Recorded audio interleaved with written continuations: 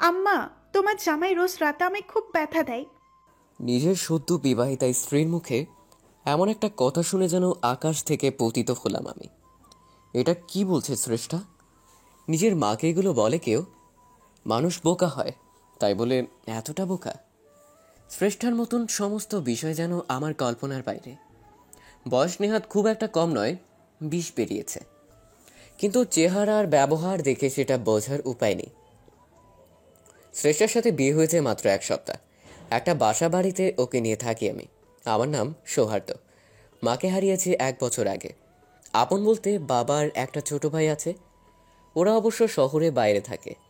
শ্রেষ্ঠার কথা শুনে আমি ওর হাত থেকে ফোনটা কেড়ে নিলাম। পাগল হয়েছ নাকি? এগুলো কি বলছো মাকে? কেন? কি বলছি? যা সত্যি তাই বলেছি। তুমি কি কিছুই বোঝো না? মানে এত ন্যাকামি কোথা থেকে আসে তোমার? কি? আপনি আমায় ন্যাকা বললেন? কথাটি বলেই শ্রেষ্ঠার রাগে দাঁত কটমট করে বলে উঠল, কথায় আছে না, বোকারা রেগে গেলে ভয়ঙ্কর রূপ ধারণ করে। আমার বউয়ের হয়েছে সেই অবস্থা। কেন, ভুল কিছু বললাম বুঝি? অবশ্যই ভুল বলেছেন। দেখো শ্রেষ্ঠা, তুমি তো জানো আমার সম্পর্কে স্বামী স্ত্রী হই। আমাদের ভেতরে যাই হোক না কেন, বিশেষ করে রাতে, সেগুলো একান্তই ব্যক্তিগত ব্যাপার। বাবা মাকে কি বলার আছে? বাহ! আপনি আমাকে ব্যথা দিবেন আর আমি কাউকে বলবো না? শ্রেষ্ঠাকে কি করে বুঝাই ও যেটা বলছে চূড়ান্ত মূর্খামি ছাড়া কিছুই নয়, কিন্তু সে বোঝবার পাত্রী নয়। খুব ভালো করেই জানি আমি ওকে অন্যভাবে শান্ত করতে হবে। আচ্ছা ঠিক আছে, আর ব্যথা দেব না, কথা দিলাম। অনেক অনেক চকলেট দেব তোমায়।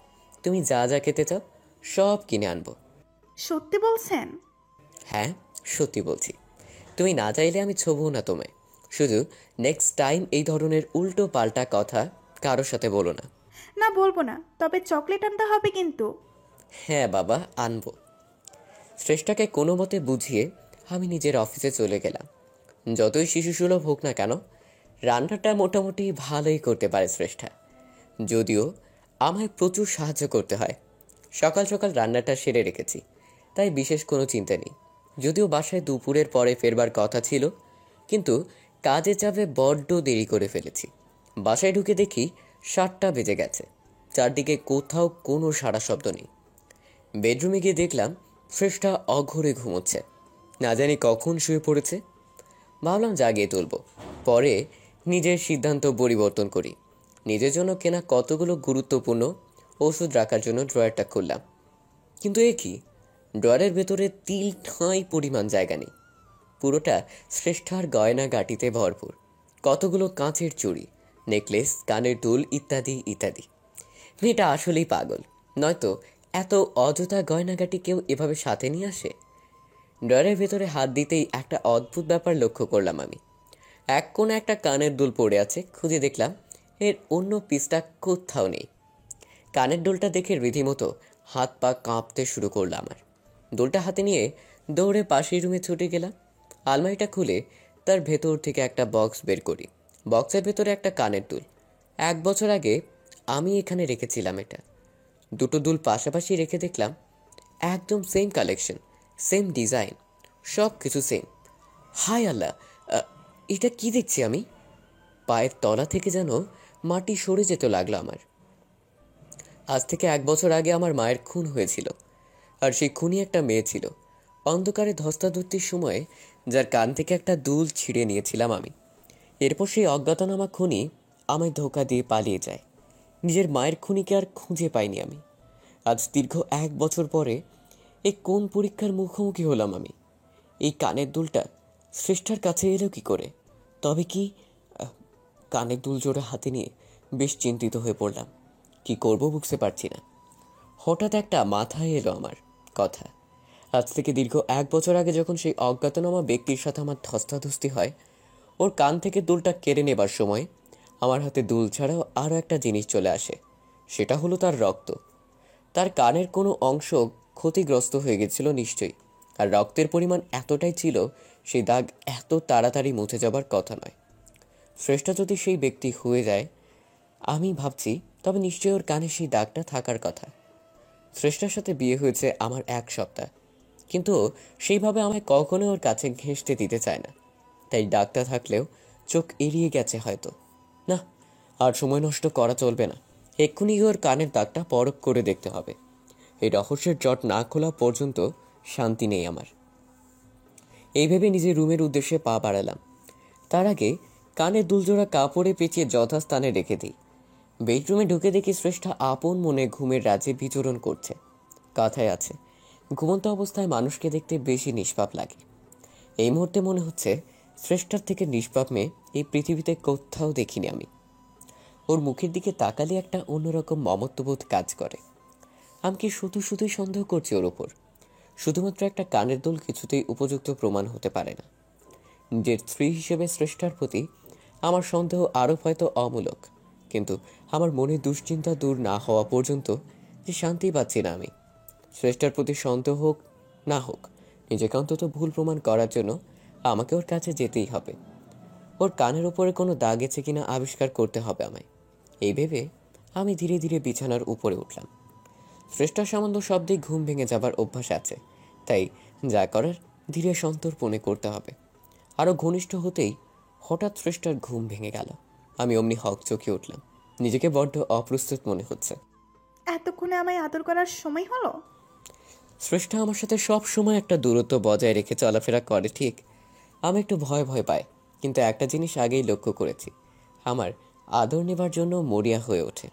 আমার বাহ্যিক স্পর্শও বেশ উপভোগ করে।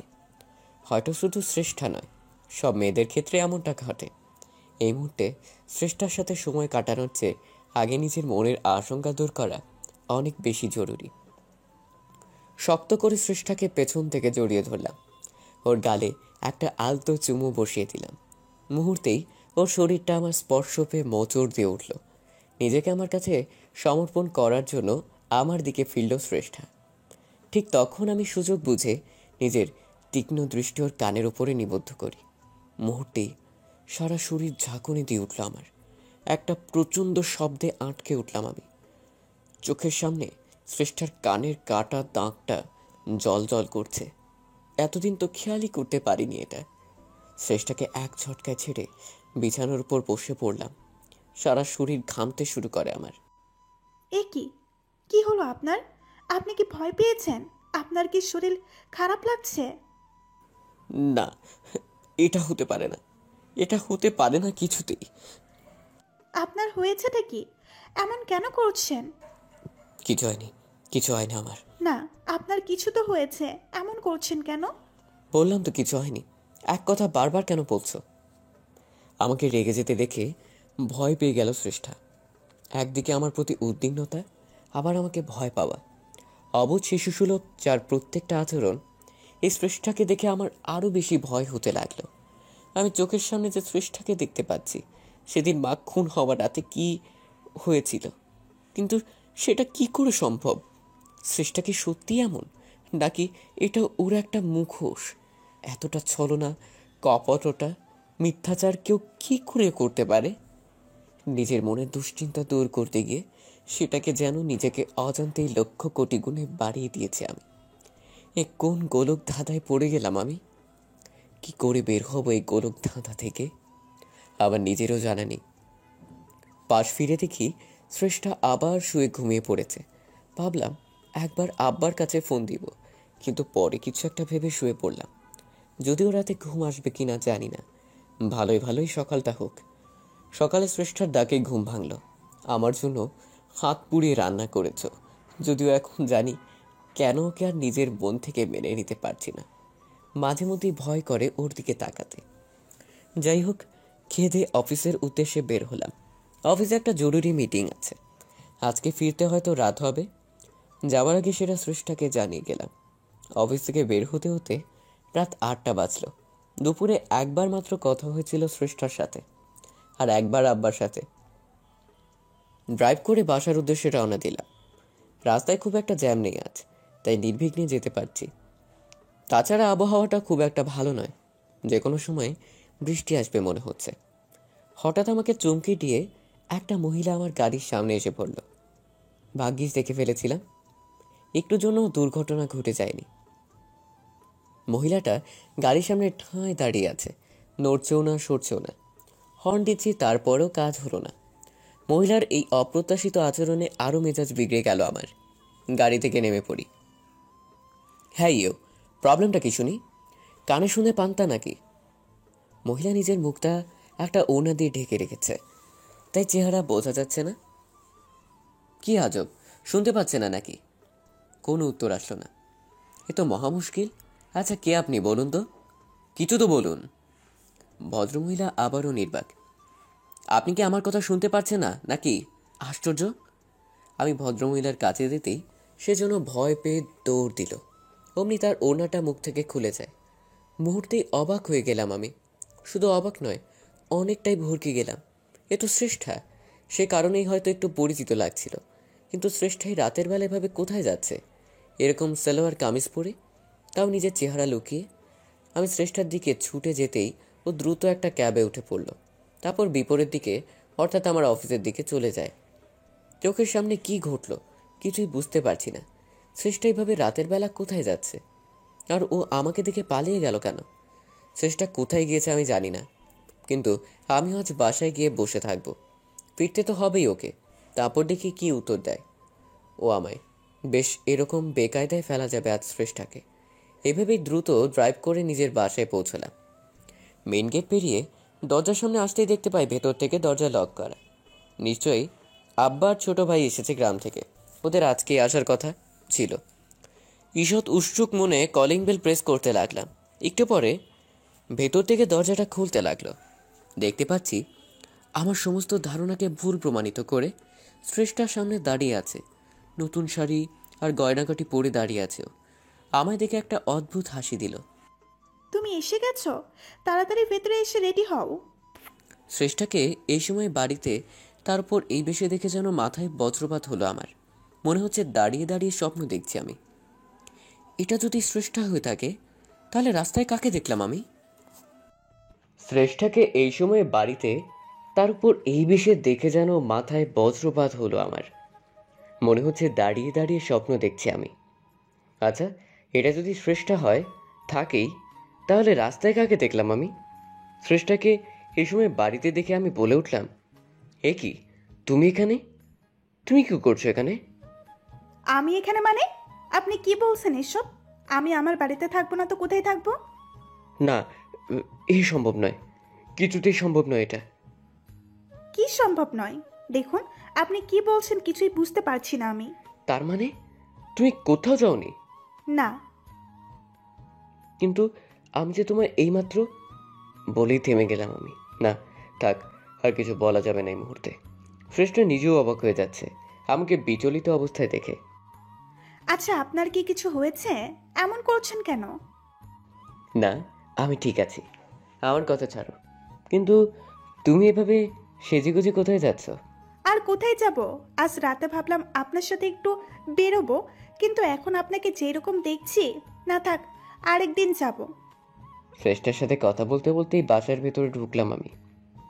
ওর সমস্ত ব্যবহার, আচার আচরণ রীতিমতো অবাক করে দিচ্ছে আমায়। রাস্তায় যে মেয়েটার সাথে দেখা হলো তার কথা মাথা থেকে সরাতে পারছি না কিছুতেই। মেয়েটা এভাবে আমার সামনে কেন এসে পড়লো? কি উদ্দেশ্য ছিল ওর? কিছুই জানি না আমি। শুধু এইটুকু জানি, আমার রহস্যের জট খুলতে তাকে ভীষণ দরকার আমার। ড্রয়িং রুমের সোফায় বসে বসে কথাগুলো ভাবছিলাম। হঠাৎ একটা চায়ের কাপ এগিয়ে আসলো আমার দিকে। আমি এলাচ দেওয়া চা পছন্দ করি। শ্রেষ্ঠা তাই এলাচ চা তৈরি করে এনেছে আমার জন্য। ও আবার দুধ চা ছাড়া কোনো চা খায় না। আমার সামনে অন্য একটা সোফায় বসে চায়ের কাপটা মুখে নিল শ্রেষ্ঠা।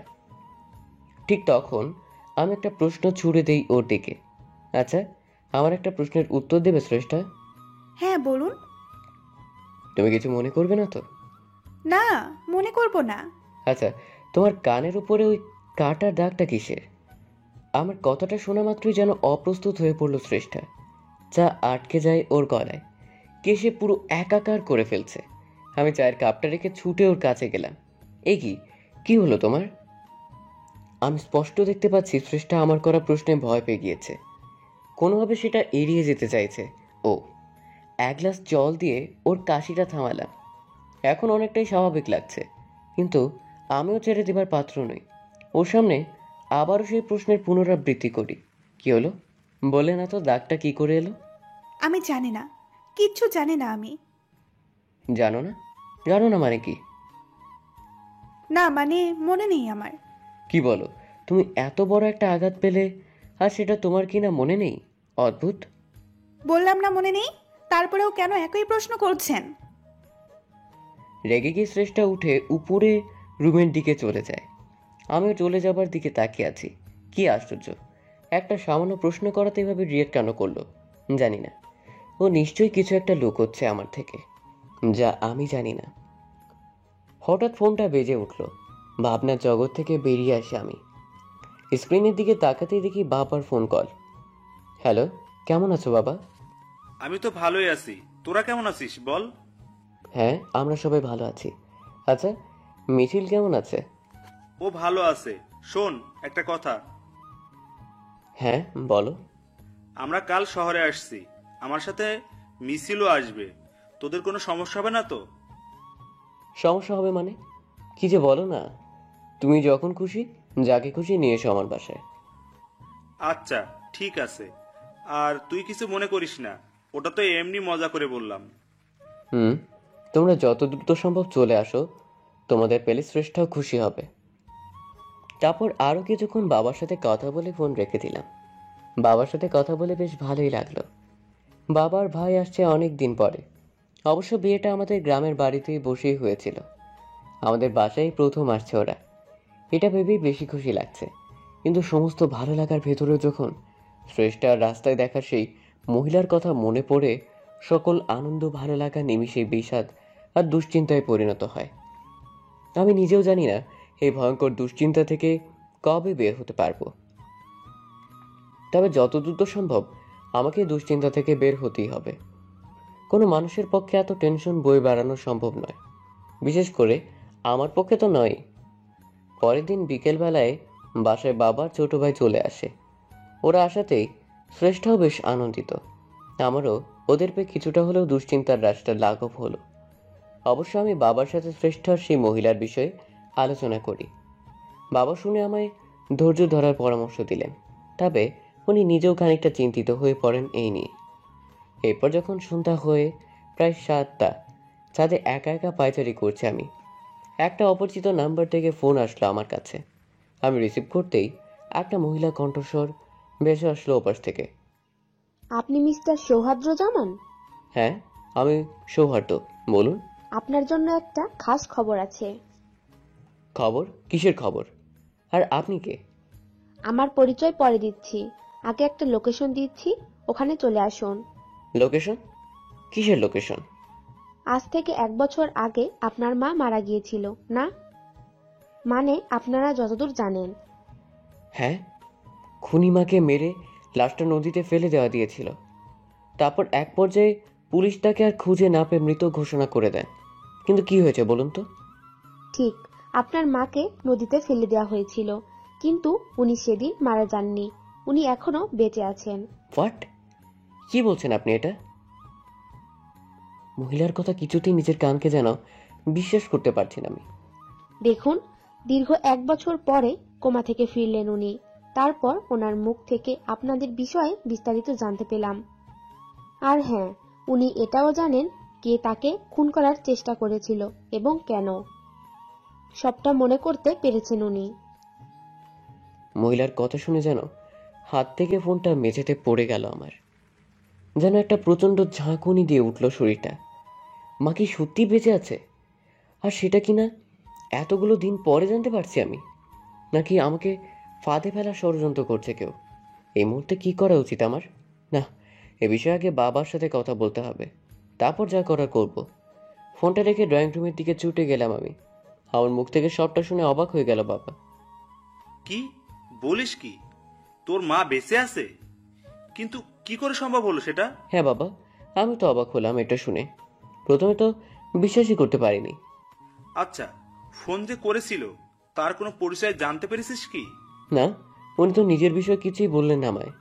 কিন্তু জায়গাটা কোথায়, কোন জায়গা থেকে ফোন কলটা এসেছিল?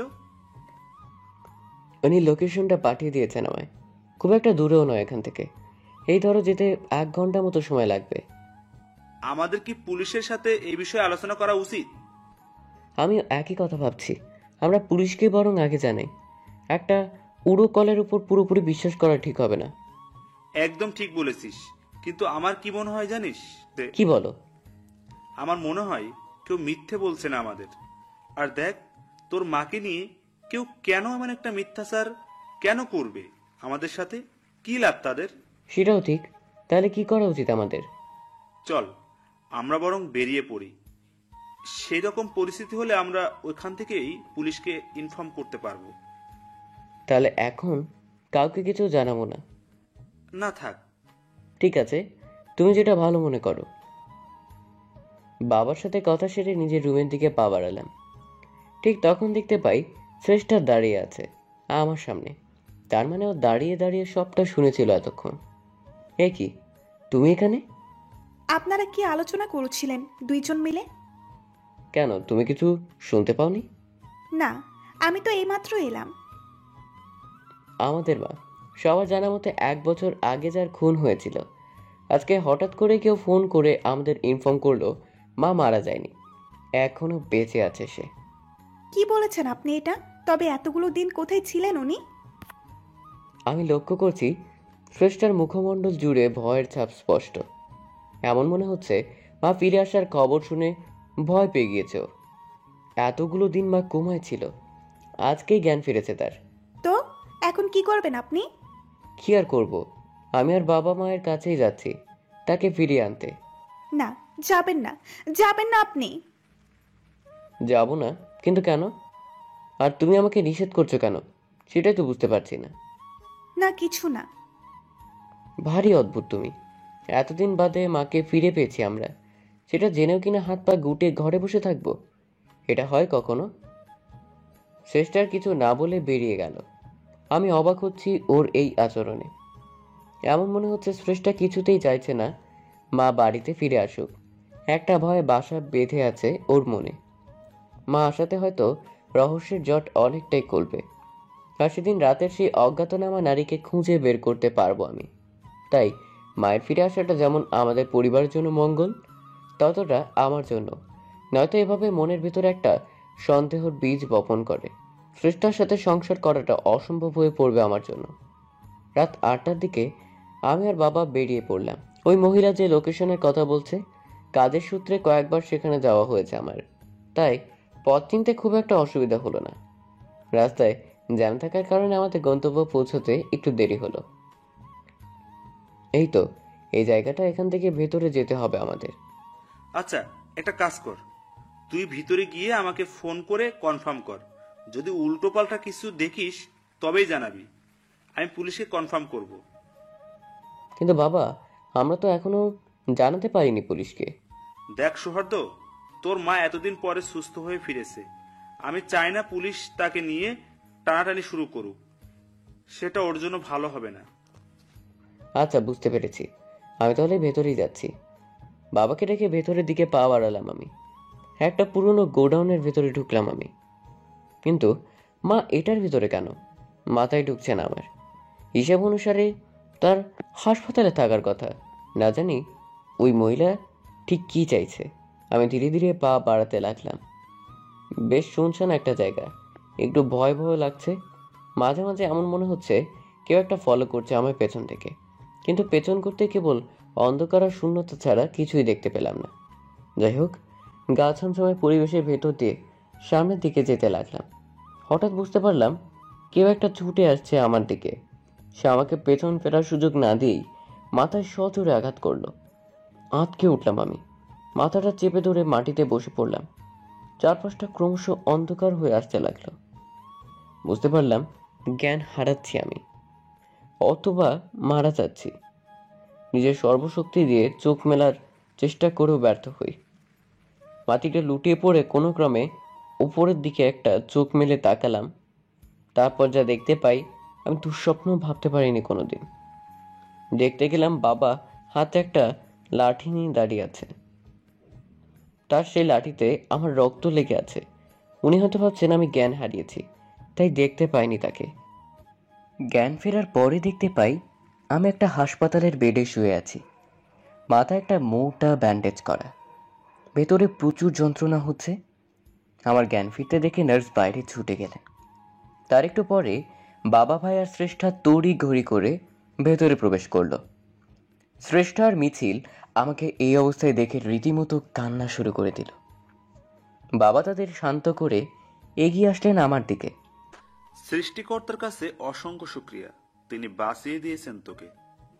বাবার মুখের দিকে হাঁ করে তাকিয়ে আছে আমি। কি হচ্ছে এসব আমার সাথে? মনে হচ্ছে আমি আর বাস্তবে নেই, ভিন্ন একটা অভিনয় চলে এসেছি।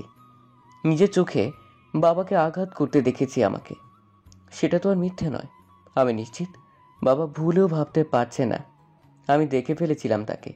কিন্তু আমাকে আঘাত করে আবার হাসপাতালে ভর্তি করে সুস্থ করে তোলার অর্থ কি?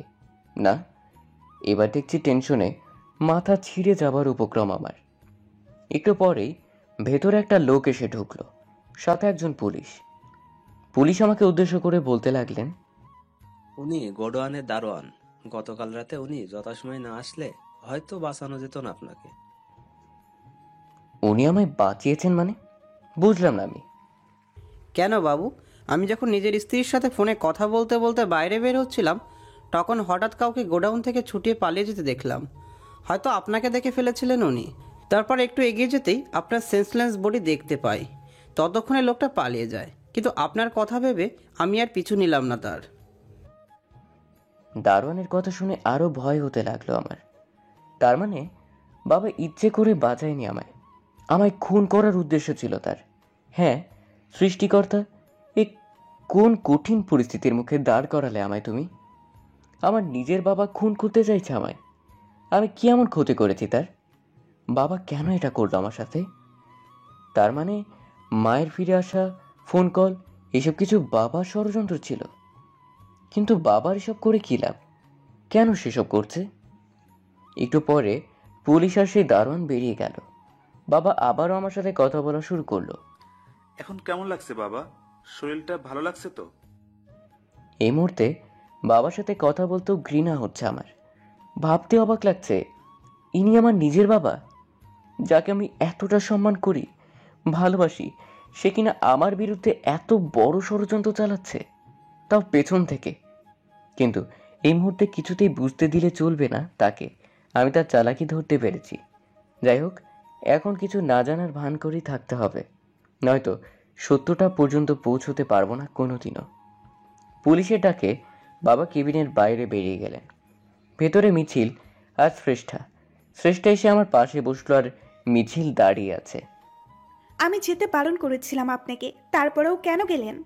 আমি তো কেবল আমার মাকে উদ্ধার করতে গিয়েছিলাম। আচ্ছা, আপনিই বলুন, মৃত মানুষ ফিরে আসে কখনো? আমার তো শুনেই সন্দেহ হয়েছিল কেউ ফাঁসাতে চাইছে আপনাকে, তাই তখন বারণ করি, কিন্তু আপনি যে আমার কোনো কথা কানে নিলেন না। শ্রেষ্ঠার কথাগুলো সত্যি ভীষণ যৌক্তিক। আমি নিজেও এতটা ডিপলি ভাবিনি, কিন্তু শ্রেষ্ঠাও তো আমার সন্দেহের তালিকার বাইরে নয়।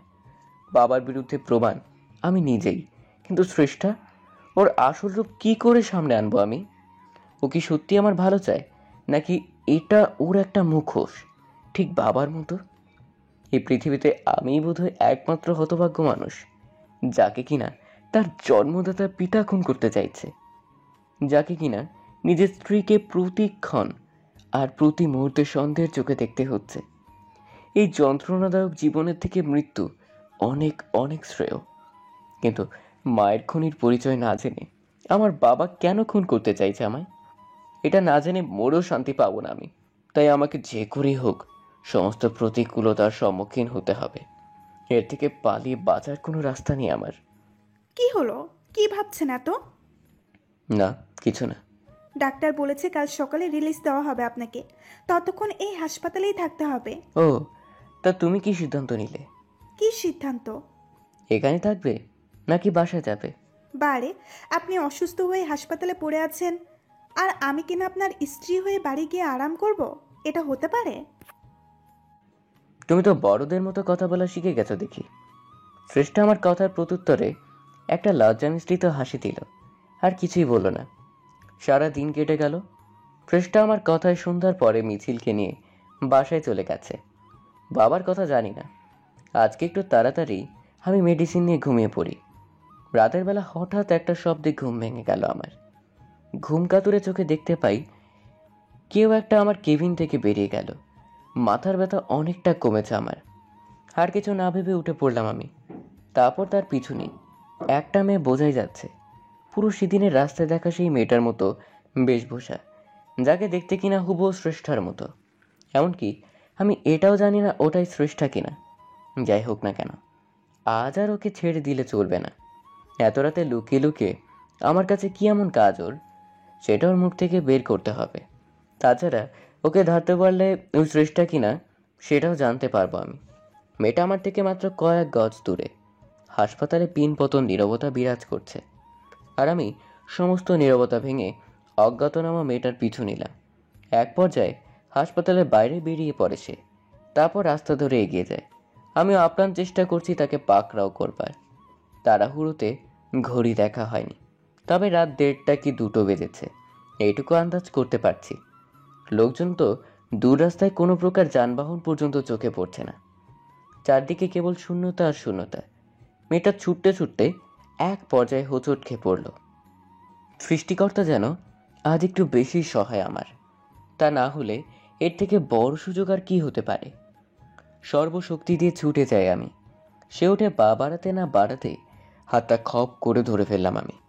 তারপর ওর মুখ থেকে ওড়নার পর্দাটা সরিয়ে নিলাম। যা অনুমান করেছিলাম তাই। রাস্তায় দেখাও সেই মেয়েটা। নিজের সামনে যেন সৃষ্টাকেই দেখেছি আমি।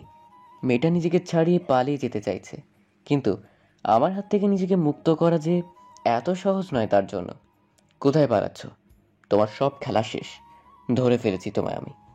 তাকে উদ্দেশ্য করে বলে উঠলাম আমি। ছাড়ুন আমায় বলছি, ভালো হচ্ছে না একদম। ভালো হচ্ছে না মানে? রাতের বেলা একটা অপরিচিত মানুষের কাছে লুকিয়ে লুকিয়ে যাওয়াটা কি খুব কাজ মনে হয় তোমার কাছে? আমায় ছেড়ে দিন, দয়া করে ছাড়ুন আমায়। ছাড়বো না। আজ তো কিছুতেই ছাড়ছি না তোমায়। সেদিন তো পালিয়ে বেঁচেছিলে, আজ কে বাঁচাবে তোমায়? আপনার কোনো ধারণাও নেই আমার সম্পর্কে। জানেন কি করতে পারি আমি? কে তুমি? কেন আমার সাথে লুকোচুরি খেলা খেলছো? কি চাও তুমি? জানতে চান কি চাই আমি? হ্যাঁ, জানতে চাই। আর জানতে চাই বলেই ছুটে এলাম আমি। ঠিক আছে, আমি বলবো, তার আগে হাতটা ছাড়ুন। আর তুমি ছুটে পালাও, তাই না? তোমার বুদ্ধির জবাব নেই সত্যি। না, আমি পালাবো না। যদি জানার এতই ইচ্ছা থাকে একবার হাতটা ছেড়ে দেখুন। একদম চালাকি করার চেষ্টা করো না। না, করবো না চালাকি। অগত্যা মেয়েটার হাতটা ছেড়ে দিলাম আমি। এমনিতেই আমার আওতার ভেতরে আছে সে, তাই পালাতে চাইলেও এত সহজে পালাতে পারবে না সে। মেয়েটা তার বুকের ভেতরে হাতটা ঢুকিয়ে দিল। কিছু একটা বের করতে চাইছে মনে হচ্ছে। এই, তুমি এটা কি করছো? কি বের করছো এটা? ভয় পাবেন না, প্রমাণ বের করছি। আপনি জানতে চেয়েছিলেন না আমি কে? এই বলেই মেয়েটা আমাকে অবাক করে দিয়ে ওর বুকের ভেতর থেকে একটা পিস্তল বের করে।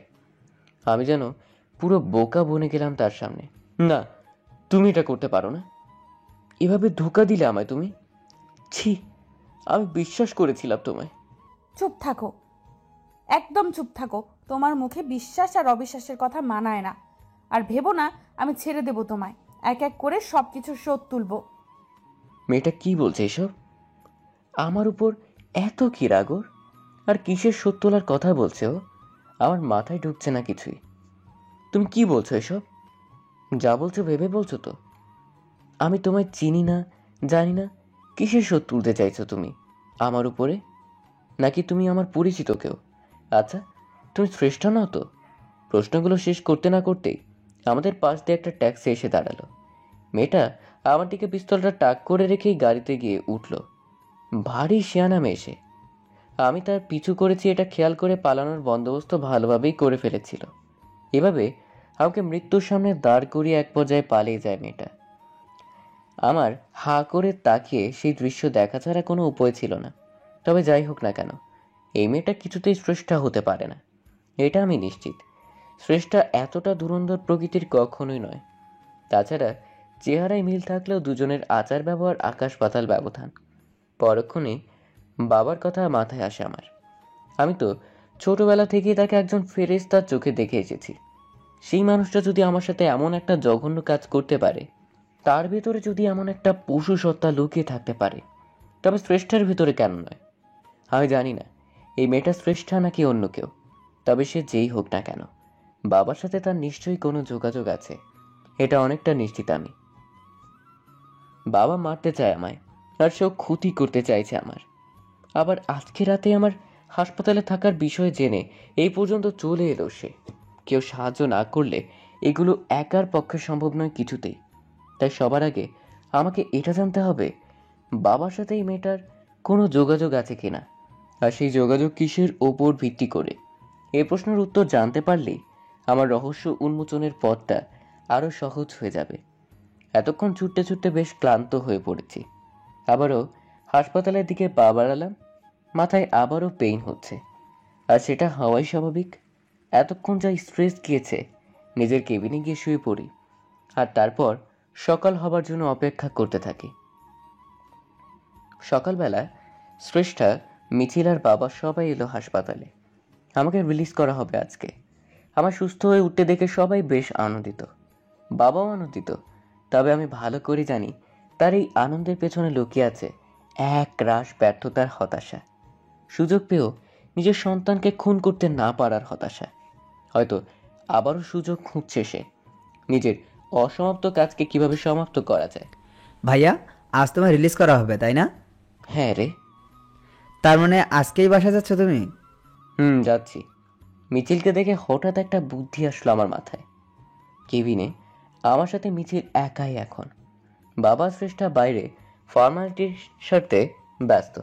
আমি মিছিলকে আমার কাছে ডাকি, শোন ভাই, একটু আমার কাছে আয়, আমার পাশে বস। মিছিল আমার কথা মতো আমার পাশে বসলো। আমি জড়িয়ে ধরলাম ওকে, তারপর আরো অধিক ঘনিষ্ঠ হলাম ওর। দেখ, তোকে একটা প্রশ্ন করি, কাউকে আবার বলবি না কিন্তু। কি প্রশ্ন ভাইয়া? কাল রাতে কার সাথে ঘুমিয়েছিলি তুই? তোর ভাবির সাথে, নাকি বাবার সাথে, নাকি একাই? বাবার সাথে ঘুমিয়েছে। কিন্তু তুমি জানো ভাইয়া, কিন্তু কি বল? আমার খুব ভয় করছিল রাতে। ভয় করছিল? কিন্তু কেন? বাবা তো ছিল তোর সাথে। ছিল না মানে? কি বলছিস তুই? এ তো কেঁচো করতে যেন সাপ বেরিয়ে আসছে ধীরে ধীরে, মনে মনে বললাম। তুমি তো জানো, মাঝে মাঝে রাতে ঘুম ভেঙে যায় আমার। কাল রাতেও ঘুম ভেঙে যেতেই দেখি বাবা নেই পাশে। তখন খুব ভয় করছিল আমার। বাবা কোথায় ছিল তুই জানিস কিছু? না, তা তো জানি না, তবে সে আবার ভোর রাতের দিকেও ফিরে আসে। তুই কি তাহলে এত সময় জেগেছিলিস? না, তবে বাবা রুমে আসতেই টের পাই আমি। আচ্ছা, আর কি কিছু লক্ষ্য করেছিস? না তো, আর কি? ও, এই শোন, আমার আর একটা কাজ করে দিবি, তার বদলে যা চাইবি তাই দেব। কি কাজ ভাইয়া? বাবার ফোনটা ম্যানেজ করে দে আমায় একটু। আর শোন, ভুলেও যাতে বুঝতে না পারে আমি চেয়েছি ফোনটা। তুই গেম খেলার কথা বলে নিয়ে আয়। এইটা কোনো কাজ হলো? আমি এখনই নিয়ে আসছি। মিছিল বেরিয়ে গেল। আমার ছোট ভাইটা সত্যিই খুব কাজের, ওর থেকে এত কিছু জানতে পারলাম। এখন বাবার ফোনটা হাতে পেলে হয়তো কোনো না কোনো ক্লু পেয়ে যেতে পারি। তাছাড়া একবার ট্রাই করতে তো দেখাই উচিত, কারণ বর্তমানে ফোনটাই একমাত্র মানুষের যোগাযোগের মাধ্যম। অপরাধীর ফোন ঘাঁটলে অনেক সময় অনেক প্রশ্নের উত্তর পাওয়া যায়। একটু পরে মিছিল ফোন নিয়ে এলো। আমি ওকে বাইরে পাঠিয়ে দিয়ে ভালো করে ফোনটা ঘাঁটতে লাগলাম। বাবার সাথে নিজের পূর্ব অভিজ্ঞতা ব্যবহার করে ফাইল সেভ ওপেন করে ফেললাম। ভেতরে অনেকগুলো ফোল্ডার দেখা যাচ্ছে। হন্যে হয়ে সব কিছু খুঁজতে লাগলাম, কারণ আমি ভালো করে জানি কিছু থাকার হলে এখানেই আছে। খুঁজতে খুঁজতে একটা ছবির দিকে চোখ আটকে গেল আমার। বাবার ফোনে শ্রেষ্ঠার একটা ছবি, তবে ছবিটা ঠিক শ্রেষ্ঠার নয়। মেয়েটার বেশভূষা সম্পূর্ণ সেই মেয়েটার মতো যার সাথে গতকাল রাতে দেখা হয়েছিল আমার। তার মানে আমি যা অনুমান করেছিলাম তাই, বাবার যোগাযোগ আছে ওর সাথে। মাথাটা বনবন করে ঘুরতে লাগলো আমার। না, যা অনুমান করেছিলাম তাই সত্যি হলো, বাবার সাথে যোগাযোগ আছে মেয়েটার। তা না হলে তার গ্যালারিতে ওর ছবি থাকা কিছুতেই সম্ভব নয়। কিন্তু বাবার সাথে ওর সম্পর্ক কি, এটা আগে জানতে হবে আমাকে। আর তার জন্য আমাকে যত দূর যেতে হয় তাই যাব আমি। এরপর ডক্টর আমাকে রিলিজ করে দেন। সবাইকে নিয়ে নিজের বাসায় ফিরে এলাম আমি। ডাক্তার কিছুদিন রেস্ট নিতে পরামর্শ দিয়েছেন আমায়, তাই কয়েকদিনের জন্য অফিসের ছুটি নিয়েছি। ড্রয়িং রুমে বসে বসে মিছিলের সাথে টিভি দেখছি। হঠাৎ একটা বোল এগিয়ে আসলো আমার দিকে। এই যে আপনার জন্য চিকেন স্যুপ। Chicken soup? তুমি তৈরি করেছো এটা? আমি আশ্চর্য হয়ে প্রশ্ন করি। হ্যাঁ, আমি তৈরি করেছি। কেন, কি হয়েছে তাতে? এটা শিখলে কবে তুমি? তুমি তো স্যুপ তৈরি করতে জানতে না। বারে, কে বললো আপনাকে? অদ্ভুত ব্যাপার, বিয়ের আগে শ্রেষ্ঠা আমায় নিজেই বলেছে ও স্যুপ তৈরি করতে পারে না। এই কয়েকদিনের ভেতরে ভুলে গেল কিভাবে? কি হলো, কি চিন্তা করছেন? তুমি আমায় বলেছিলে একবার, মনে আছে, তুমি স্যুপ তৈরি করতে পারো না। বিয়ের আগে তোমার বাসায় যখন গিয়েছিলাম আমি, তখন বলেছিলে, মনে আছে তো? আমি আর আপনি কবে গেলেন বাসায়? কি বলছেন এসব? এই পর্যন্ত বলেই থেমে গেল শ্রেষ্ঠা। এমন মনে হচ্ছে কথাটা ভুল করে মুখ থেকে বেরিয়ে গেছে ওর, তাই নিজেকে গুটিয়ে নিল সে। কি হলো, থেমে গেলে কেন? না, কিছু না। তুমি এত তাড়াতাড়ি এত কিছু ভুলে গেলে কি করে? অদ্ভুত তো। আচ্ছা, এটা তো নিশ্চয়ই মনে আছে, তার পরের দিন একবার একটা টেডি টাইগার নিয়ে গিয়েছিলাম তোমার জন্মদিনে। তুমি ভয়ে কান্না শুরু করে দিয়েছিলে। তারপর আমি কি করেছিলাম? টেডি? কিসের টেডি? তুমি কি আমার সাথে মজা করছো শ্রেষ্ঠা? এগুলো কেমন ছেলে মানুষই? একটা মানুষ এভাবে এত ঘটনা ভুলে যেতে পারে? এটা হয় কখনো? আমি জানি না কিচ্ছু। আমাকে কিচ্ছু জিজ্ঞেস করবেন না। আমি হতবাক হয়ে চেয়ে আছি ওর যাওয়ার দিকে। শ্রেষ্ঠার সাথে বিয়ের কয়েকটা দিন আগের ঘটনাগুলো এভাবে ভুলে গেল কি করে? শ্রেষ্ঠা বরাবর ভীতু প্রকৃতির মেয়ে। বাঘের পুতুল দেখে ভয়ে যে কাণ্ডটা করেছিল, বাধ্য হয়ে সেটা ফেরত দিতে হয়েছিল আমায়। এত বড় একটা ঘটনা এটাও ভুলে গেল? না, দুয়ে দুয়ে যেন চার মিলছে না কিছুতেই। তাছাড়া ওকে আমি কিছু জিজ্ঞেস করতেই কেমন জানি ভয়ে চুপসে গেল। এমন মনে হলো কিছুই জানে না ও, তাই আমার প্রশ্নের উত্তর দিতে ভয় পাচ্ছে। কিন্তু এমনটা তো হবার কথা নয়। শ্রেষ্ঠার সাথে বিয়ে হয়েছে আমার 1 সপ্তাহ আগে, এটা ঠিক, কিন্তু ওকে আমি তারও সামান্য কয়েক বছর আগে থেকেই চিনি। ওর সাথে একটা ভালোবাসার সম্পর্ক ছিল আমার। হয়তো ওর আর আমার বয়স, আচার ব্যবহার, প্রকৃতি কোনো কিছুই তেমন ম্যাচ করে না, কিন্তু ওর শিশুসুলভ আচরণ, ওর উড়ন্তপনা ওর প্রতি আকৃষ্ট করে আমায়। তাই আমি শ্রেষ্ঠাকে ভালোবেসে ফেলি। শ্রেষ্ঠার সাথে কাটানো প্রতিটি মুহূর্ত জলের মতো পরিষ্কার এখনো আমার কাছে। শ্রেষ্ঠার এই অদ্ভুত ব্যবহারে সত্যি বিচলিত না হয়ে কোনো উপায় নেই। এই সত্যি আমার শ্রেষ্ঠা তো, নাকি অন্য কেউ? দুপুরবেলায় আমি বেডরুমে বসে কিছু অফিসের কাজ করছি। শ্রেষ্ঠা নিচে ড্রয়িং রুমে কাজ করতে করতে একটা কণ্ঠস্বর কানে ভেসে আসলো আমার অফিস থেকে এক কলিগ এসেছে বাসায়। যদিও ফোন করে আগেই ইনফর্ম করে রেখেছিল ও আমায়। এমন পরিস্থিতি কাজটা ফেলে দিতেও পারছি না। ও কি বলছে সেটা শোনার চেষ্টা করছি। ভাবি, সিদ্ধার্থ কোথায়? ওর সাথে একটু দেখা করার ছিল। আমার ডাকনাম সিদ্ধান্ত। অফিসে এই নামেই বেশিরভাগ সময় ডাকা হয় আমায়। নিশ্চয়ই ও শ্রেষ্ঠাকে উদ্দেশ্য করে বলছে। সিদ্ধান্ত? সিদ্ধান্ত কে? আপনি কি আমার সাথে মজা করছেন ভাবি? এখন বলবেন নিজের হাজবেন্ডকেই চিনতে পারছেন না। ও হ্যাঁ হ্যাঁ, আসলে নামটা মাথায় ছিল না আমার। আপনি বসুন, আমি ওনাকে ডেকে দিচ্ছি। আচ্ছা ঠিক আছে। শ্রেষ্ঠা সিঁড়ি বেয়ে উপরে উঠে আসতে লাগলো। আবারও একটা খটকা। আমার ডাকনাম সিদ্ধান্ত জামান। অফিসের কলিগ সহ অনেকেই এই নামেই ডাকা আমায়, এমনকি বিয়ের আগে শ্রেষ্ঠাও এই নামে ডাকতো। আমার নামটা শুনে এভাবে চিনতে না পারাটা এবার সত্যি আরো বেশি ভাবি তুলছে আমায়। একটা মানুষ সব কিছু ভুলে যেতে পারে, কিন্তু কারুর নাম সেটা কি করে ভুলে যায়? এবার মনে হচ্ছে টেনশনে মাথা ছিঁড়ে যাবে আমার। এসব কি হচ্ছে আমার সাথে? একের পর এক জটিল থেকে জটিলতর প্রশ্নের সম্মুখীন হচ্ছি, যার উত্তর জানা নেই আমার। সকালবেলা শ্রেষ্ঠার বিয়ের আগের ঘটনাগুলো মনে করতে না পারা, এখন আবার আমার নাম ভুলে যাওয়া। আমি শ্রেষ্ঠার হাজব্যান্ড হই। বিয়ের আগেও বহুদিন পরিচয় ছিল আমাদের, যদিও ওইরকম ঘনিষ্ঠতা ছিল না আমাদের। শ্রেষ্ঠা এখন আমাকে আপনি করে ডাকতে অভ্যস্ত, তাই বলে কেউ নিজের স্বামীর নাম ভুলে যায়? ভাবনা রেশ না কাটতেই শ্রেষ্ঠা রুমে ঢুকে পড়ল। আমি ওর সাথে নিতে গেলাম। তারপরে কলিগের সাথে কথা বলতে বলতে একটু বাইরে বের হলাম। বাড়ি ফিরতে ফিরতে একটু লেট হলো। ড্রয়িং রুমে ঢুকে দেখি মিছিল বসে বসে মোবাইল ঘাঁটছে। কি হলো? সারাদিন মোবাইল নিয়ে এত ডুবে থাকলে হবে? তো ভাবি কোথায়? জানি না। মিছিল বিরক্তিসূচক উত্তর দিয়ে আবারও মোবাইলের দিকে মনোযোগ নিবেশ করে। আমি এগিয়ে গেলাম ওর দিকে।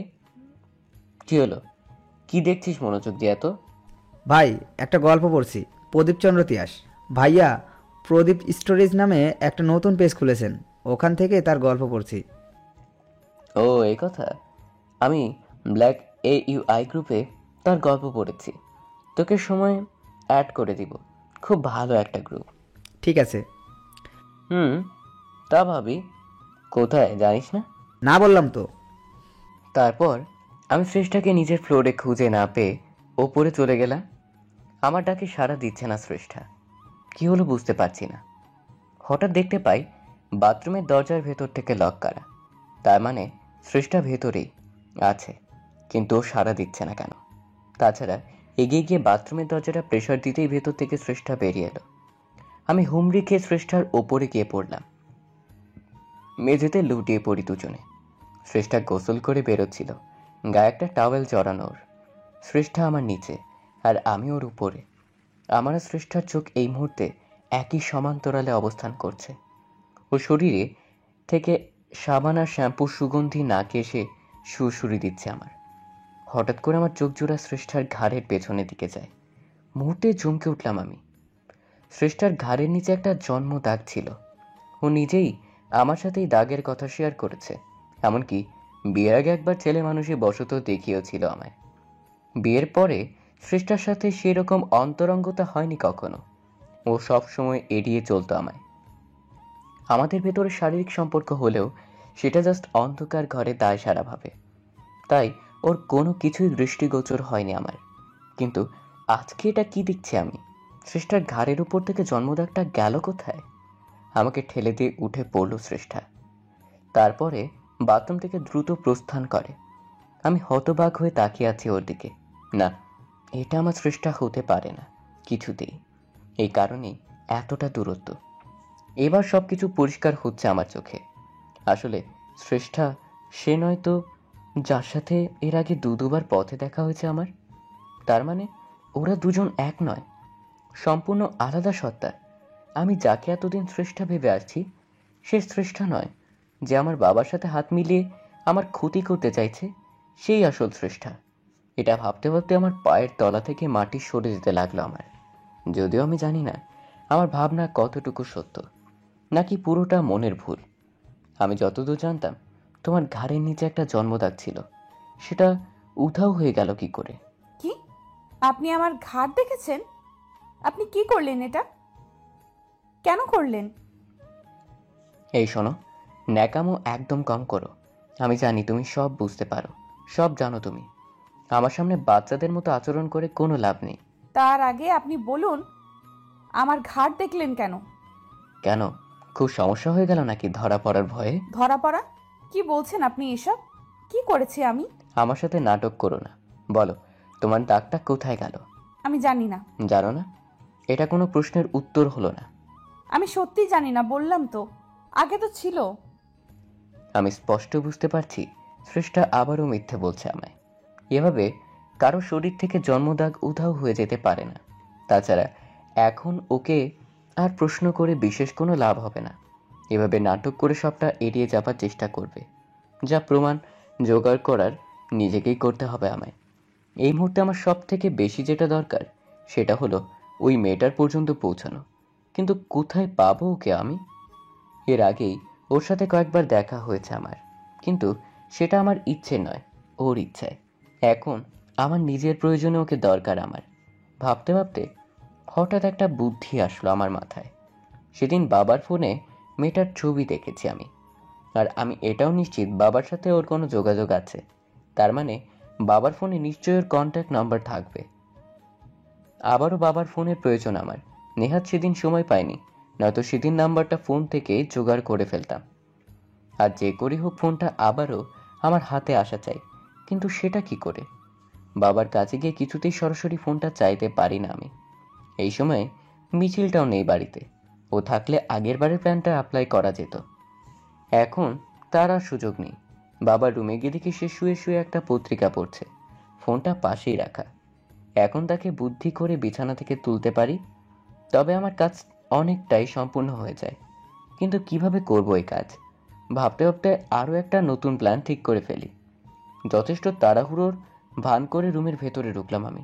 বাবা, কি করছো? এই তো, তেমন কিছু না। কেন, কি হয়েছে? আমার সাথে একটু বাইরে বেরোতে পারবে? এই দুপুরবেলা কোথায় যাবি? একটু বের হব, কাজ আছে। তুমি রেডি হও। কিন্তু কি কাজ? যেতে যেতে বলছি তোমায়, এখন এত কথা বলার সময় নেই। আচ্ছা ঠিক আছে, তুই গিয়ে রেডি হ। আর একটা কথা, আমাদের ফিরতে লেট হতে পারে। তুমি তো মনে হয় এখনো গোসল করনি। গোসলটা সেরেই বের হয়ে দুজন। সে কি? কেন দেরি হবে কেন? আমি শিওর না, হতেও পারে। কি যে বলছিস বুঝতে পারছি না আমি কিছুই। আচ্ছা যাই, তবে গোসলটা করেই আসি। তাছাড়া এমনিতেও গোসল করতে হতো একটু পরে। এবার আমার কাজটা অনেক সহজ হয়ে গেল। বাবা গোসল করার জন্য বাথরুমে ঢুকে পড়লেন। আমি সুযোগ বুঝেই আবারও রুমে ঢুকে পড়ি। তার ফোনটা বিছানার উপরেই রাখা আছে, হামলে পড়ি সেটার উপর। ভাগ্যিস মিছিলের কল্যাণে পাসওয়ার্ড জানা ছিল আমার। প্রথমেই কন্ট্যাক্ট লিস্টে ঢুকে চিরুনি তল্লাশি চালাই, সকল নাম্বার একে একে চেক করতে থাকি। হঠাৎ একটা অদ্ভুত ব্যাপার চোখে পড়ল আমার। আমার নামে একটা নাম্বার সেভ করে রাখা, কিন্তু ওই নাম্বারটা আমার নয়। কিছু তো একটা গন্ডগোল আছে এই নাম্বারে। তা না হলে নামের সাথে নাম্বারের মিল থাকবে না কেন? নাম্বারটা চট করে নিজের ফোনে টুকে নিলাম। সন্দেহের লিস্টার যতগুলো নাম্বার ছিল সবগুলো টুকে নিলাম। তারপর তাড়াতাড়ি রুম থেকে বেরিয়ে পড়ি। বাবা এমনিতেই ধূর্ত প্রকৃতির মানুষ, তাই তাকে আমার সন্দেহ করার সুযোগ দিলাম না। দুপুরের পরে কাজের বাহানায় বাইরে বেরিয়ে পড়লাম দুজনে। আবার সন্ধ্যার আগেই ফিরে আসি। এতক্ষণ বাবার সাথে থাকাতে নিজের প্ল্যানের কোনো কাজ করা হয়নি, কিন্তু এবার আর সময় নষ্ট করা চলবে না। নতুন একটা সিম কার্ড দিয়ে একে একে সমস্ত নাম্বার ডায়াল করতে থাকি। যদিও আমি নিজের কণ্ঠস্বর শুনতে দেইনি কাউকে, শুধুমাত্র ওপাশের কণ্ঠস্বর শুনে আইডেন্টিফাই করতে থাকি। এর ভিতরে নারী কণ্ঠস্বর কারোরই ছিল না। এরপর কিছুক্ষণ পরে একটা নাম্বার কানেক্ট হতেই ওপাশ থেকে নারী কণ্ঠ ভেসে আসে। হুবহু সেই মেয়েটার কণ্ঠ। ওর গলার আওয়াজের সাথে কিছুটা হলেও আমি পরিচিত, তাই চিনতে দেরি হলো না। আমি এখন কথা বললেই চিনে ফেলবে ও আমায়, তাই কলটা দ্রুত কেটে দিলাম।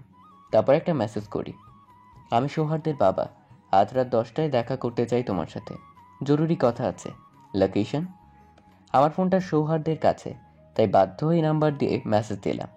এখন কথা বলার সুযোগ নেই।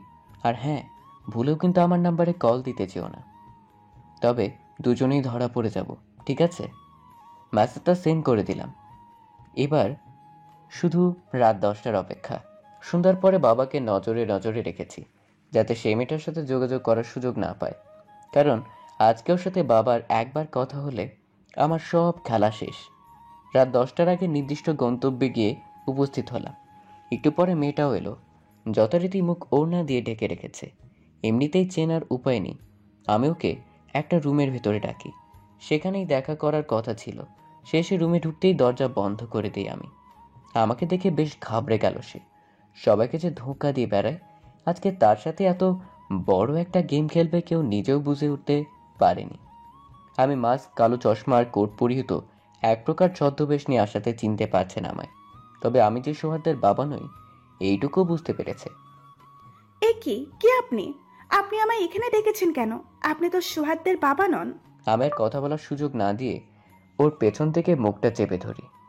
একটা মেয়ের সাথে, যার সাথে এমন আপত্তিকর আচরণ করতে হচ্ছে, আসলে আমার জন্য বিষয়টা আরও বেশি দুঃখজনক।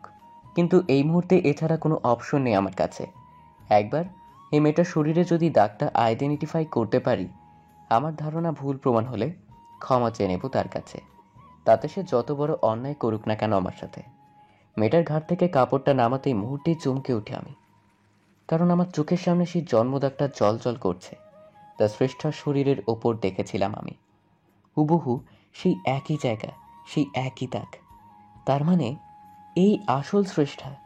তাহলে আমার বাড়িতে যে আছে সে কে? তার শ্রেষ্ঠা সেজে থাকার উদ্দেশ্য কি? আর বাচ্চা সুলভ সেই সহজ সরল শ্রেষ্ঠারই বা হঠাৎ করে এমন পরিবর্তন হলো কি করে? আমি ধরে ফেলেছি তোমায়, তুমিই আমার শ্রেষ্ঠা। কে আপনি? আপনার কণ্ঠস্বর পরিচিত লাগছে আমার। আমি কে দেখতে চাও? তবে দেখে নাও। এই বলে মুখ থেকে মাস্কার চশমাটা খুলে ফেললাম। নিজের সামনে আমাকে দেখেই চমকে উঠে শ্রেষ্ঠা।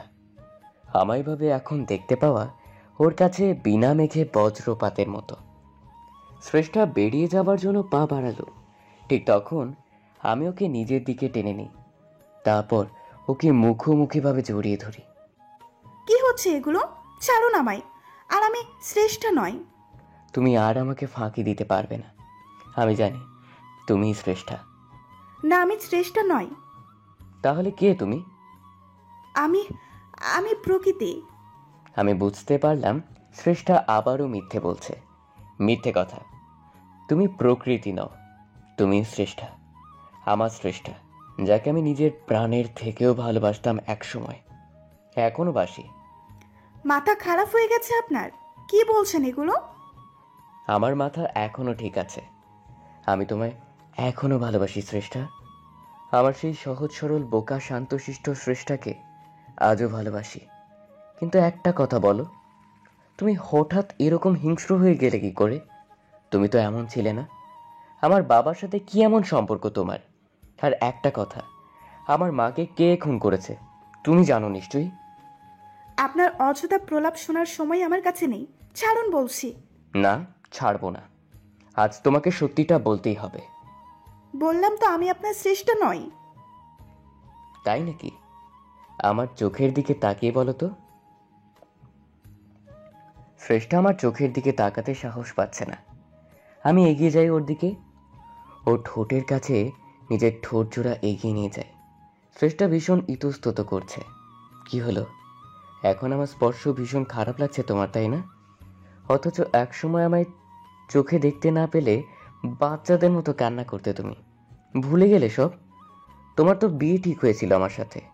তাহলে তারপরে কি এমন হলো তুমি আমার থেকে আলাদা হয়ে গেলে কি করে? তুমি আমার ক্ষতি কেন করতে যাচ্ছ? আমার উপর কিসের এত রাগ তোমার? আমি স্পষ্ট লক্ষ্য করছি শ্রেষ্ঠার চোখ জলে ছলছল করছে। একটু পরেই জলের ধারা গড়িয়ে পড়বে চোখ বেয়ে। কিছু বুঝে ওঠার আগেই আমার একটা ধাক্কা মেরে ফেলে দিল শ্রেষ্ঠা। তারপর এগিয়ে এসে আমার দিকে। ক্ষতি? কিসের ক্ষতি? আমি তো শেষ করে দেব তোমায়। প্রাণ নিয়ে নেব তোমার থেকে। আমি কি ক্ষতি করেছি তোমার শ্রেষ্ঠা? আমায় একবার ওই নামে ডাকবে না। এই নাম মুখে নেবার যোগ্যতা হারিয়ে ফেলেছো তুমি। ঠিক আছে, তুমি আমায় মারতে চাও তো মারো, যা খুশি করো। দয়া করে তার আগে এইটুকু বলো, তুমি কেন করছো এগুলো? আমার উপর কিসের প্রতিশোধ নিতে চাইছো তুমি? এটা না জেনে আমি যে মরেও শান্তি পাবো না। আর আমার মাকে কে খুন করেছে? আমি বাধ্য নই তোমার এত প্রশ্নের উত্তর দিতে। তাছাড়া আমি এটাও ভালো করে জানি নাটক করছো তুমি আমার সাথে। আমায় বিভ্রান্ত করার চেষ্টা করেছো। তুমি মানুষকে ধোঁকা দেওয়া আর প্রতারণা করা ছাড়া আর কিছুই করতে পারো না। আমি নির্বাক হয়ে যাচ্ছি শ্রেষ্ঠার কথা শুনে। ওর কথা শুনে এটা বুঝতে পারলাম আমার উপর প্রচণ্ড রাগ ওর। আর শুধু রাগ নয়, সেই রাগের সাথে মিশে আছে এক রাশ ঘৃণা। শ্রেষ্ঠা আমাকে এতটাই ঘৃণা করে, আমার কোনো কথাই ভালোভাবে নিতে পারছে না। ওর মুখ থেকে এই ঘৃণার কারণ আর আমার প্রতি জমে থাকা ঘৃণা সরাতে না পারলে ওকে আর আমার প্রতি জমে থাকা ঘৃণা পুরো ভয়ঙ্কর একটা রূপ ধারণ করেছে শ্রেষ্ঠার। আমার ভাবতেও অবাক লাগছে, এই সেই শ্রেষ্ঠা যে কিনা একদিন একটা সামান্য বাঘের পুতুল দেখে কেঁদে দিয়েছিল, আজ সে নিজেই বাঘের থেকেও ভয়ঙ্কর হয়ে উঠেছে। শ্রেষ্ঠা আবারও ওড়নাটা জড়িয়ে রুম থেকে বেরিয়ে গেল।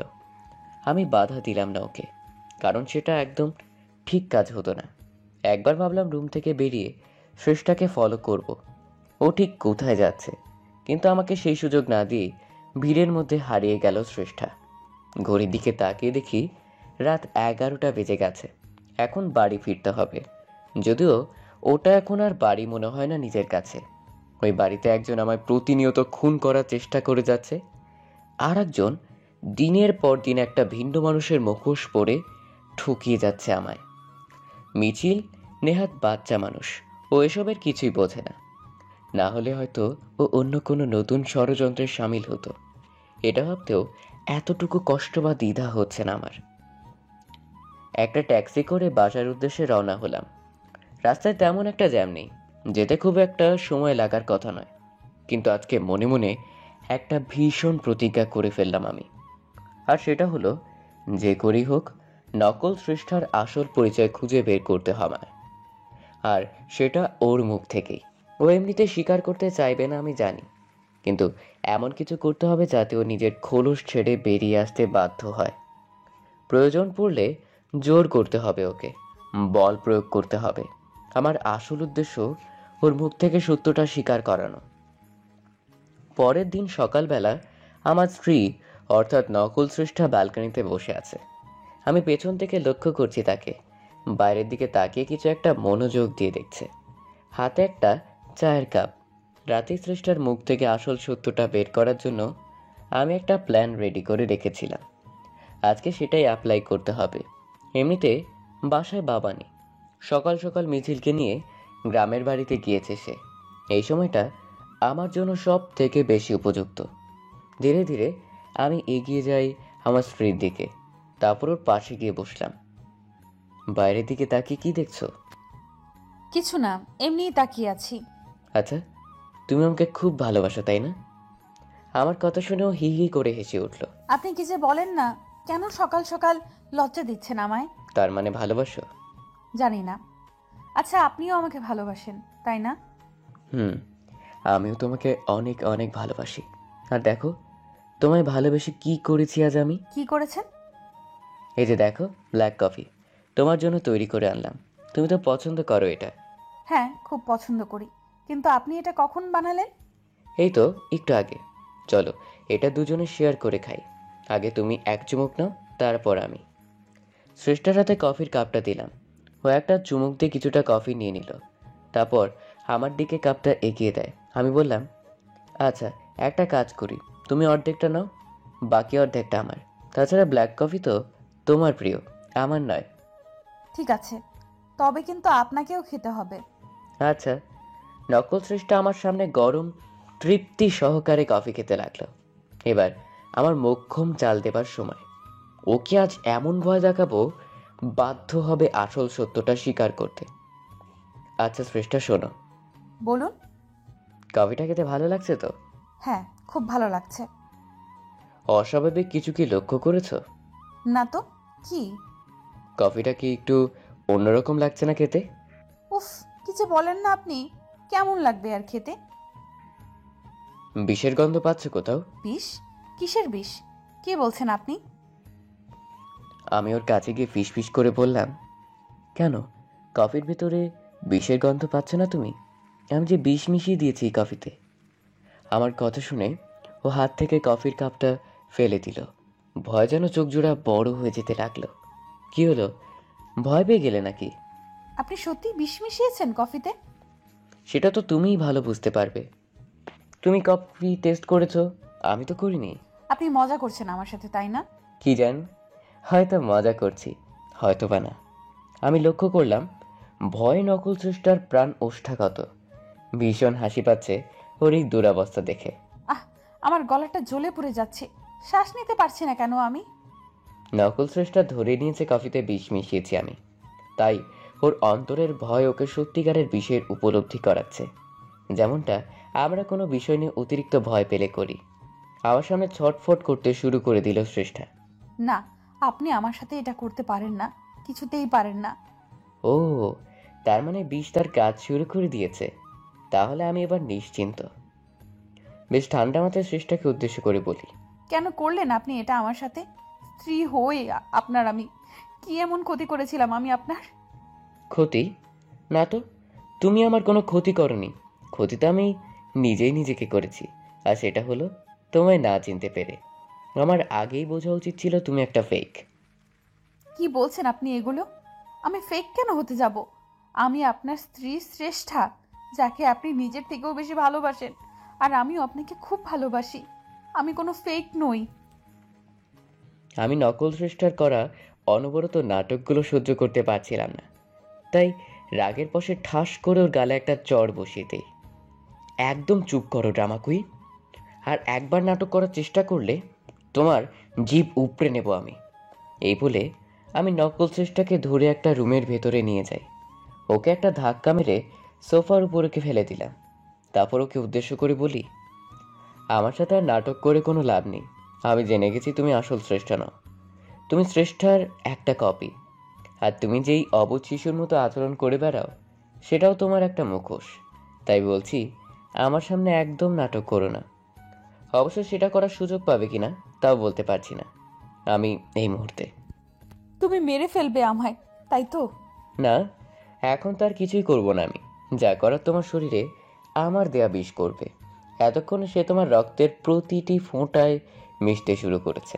তারপর ধীরে ধীরে তোমার সারা দেহে ছড়িয়ে পড়বে। তারপর কি ঘটবে আশা করি আর বুঝিয়ে বলতে হবে না। আমি মরতে চাই না, প্লিজ বাঁচিয়ে নাও আমায়। বাঁচিয়ে নেব? কিন্তু কেন? আমি এত কিছু জানি না, তুমি বাঁচাও আমায়, প্লিজ সেভ মি। তোমায় বাঁচিয়ে আমার কি লাভ? আমার তো বিশেষ কোনো লাভ নেই। কি চাও তুমি? আমায় শুধু একবার বলো। আমি গিয়ে শ্রেষ্ঠার বিপরীতে রাখা সোফাটায় আরাম করে বসলাম। চলো একটা ডিল করা যাক। ডিল? কিসের ডিল? তুমি নিজের আসল পরিচয় আমার কাছে প্রকাশ করো। কে তুমি, কোথা থেকে এসেছো, কি চাও, ইত্যাদি ইত্যাদি। এই সমস্ত কিছু খুলে বলো আমায়। তবেই এই বাড়িতে একটা অ্যাম্বুলেন্স আসবে, আর সেই অ্যাম্বুলেন্সে চেপে তুমি হাসপাতাল যাবার সুযোগ পাবে। আর যদি আমার শর্ত না মানো, নিজেকে এই ঘরে মরতে দেখার জন্য প্রস্তুত হও। তুমি আমার সাথে এত বড় চালাকি করলে? কেন, চালাকি কি তুমি একাই করতে পারো ভেবেছো? ধোকা তুমি একাই দিতে পারো? আমি সব বলবো তোমায়, তার আগে বাঁচাও আমায়, নয়তো তোমার প্রশ্নের উত্তর দেবার জন্য বেঁচে থাকবো না আমি। ভেবো না এই বিষ এত সহজে মারবে না তোমায়। এখনো যথেষ্ট সময় আছে। আমার সবটা খুলে বলো। তোমার জীবন রক্ষা করার দায়িত্ব আমার। আর যদি না বলো, তোমাকে মারার দায়িত্বটাও কিন্তু আমার। আমি রাজি, বলো কি জানতে চাও। এই তো পথে এসেছো। সবার আগে নিজের মুখে স্বীকার করো তুমি শ্রেষ্ঠা নও। যার সাথে বিয়ে ঠিক হয়েছিল আমার, সে তুমি নও। হ্যাঁ, আমি শ্রেষ্ঠা নই। আমি শ্রেষ্ঠা সেজে তোমার বাড়িতে ছিলাম এতদিন ধরে। তুমি যাকে ভালোবাসতে সে অন্য কেউ, আমি নই। এইমাত্র আমার স্ত্রীর মুখ থেকে যে কথাগুলো বের হলো, এই উত্তর যদিও আমার অনেক আগে থেকেই জানা, তারপরও মুখে শুনে কেমন যেন একটা ধাক্কা খেলাম। বুকের ভেতরটা মোচড় দিয়ে উঠল। জানি না কেন হচ্ছে এমনটা। বলো, এরপর আর কি জানতে চাও তুমি? এত সময় কেন নিচ্ছ? আমায় না মেরে শান্তি পাচ্ছ না তুমি, তাই না? নকল শ্রেষ্ঠা আবারও ছটফট করতে লাগলো। এক প্রকার চিৎকার শুরু করে দিল সে। আমি নিজেও অবাক হয়ে যাচ্ছি, কারণ এই কফিতে কোনো বিষ মেশানো ছিল আমার। আমি শুধু ভয় দেখানোর জন্য বিষের কথাটা বলেছিলাম, কিন্তু এতে তো ওর এভাবে অসুস্থ হয়ে পড়ার কথা নয়। কি হচ্ছে বুঝতে পারছি না কিছুই। আমি ছুটে গেলাম ওর দিকে। কি হলো তোমার? শরীর কি খুব বেশি খারাপ করছে? জানি না, শ্বাস নিতে পারছি না আমি। আমার কথা ছাড়া আগে তোমার প্রশ্ন করো, তারপর হাসপাতালে নিয়ে চলো আমায়। তোমার পায়ে পড়ি, বাঁচিয়ে নাও আমায়। নকল শ্রেষ্ঠার অবস্থা আরো বেক্তিক হতে লাগলো। মনে হচ্ছে বিষের ভয় খুব বাজেভাবে ইফেক্ট করছে ওর উপর। কিন্তু এই মুহূর্তে ওর কোনো ক্ষতি হোক আমি চাই না, কারণ ওর ক্ষতি হয়ে গেলে আমি আমার প্রশ্নের উত্তরগুলোর এত কাছে এসেও সবটা হাতছাড়া করে ফেলবো। এখন যে করে হোক শ্রেষ্ঠাকে কিছু বুঝতে না দিয়ে সুস্থ করে তুলতে হবে। কি হলো? তুমি কথা দিয়েছিলে আমি তোমার শর্ত মানলে বাঁচিয়ে নেবে আমায়।